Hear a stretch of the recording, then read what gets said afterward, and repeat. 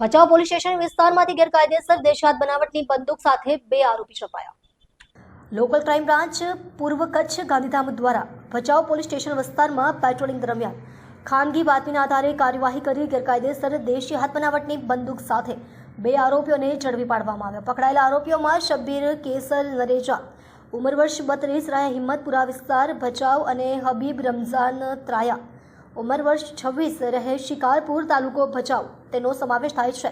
ઘટના સમયે અન્ય 2 ઈસમો ફરાર થયા હતા, જેમાં આમિર ખાન જાન મામદ લંઘા રહે બોર્ડિંગ રોડ હિંમતપુરા વિસ્તાર ભચાઉ તથા રમેશ પ્રવીણભાઈ કોલી રહે અબડા ચોક ભચાઉ છે। આ કાર્યવાહીમાં દેશી બંદૂક, પલ્સર મોટરસાયકલ અને મોબાઈલ ફોન સહિત કુલ ₹70,000નો મુદ્દામાલ કબજે કરવામાં આવ્યો હતો।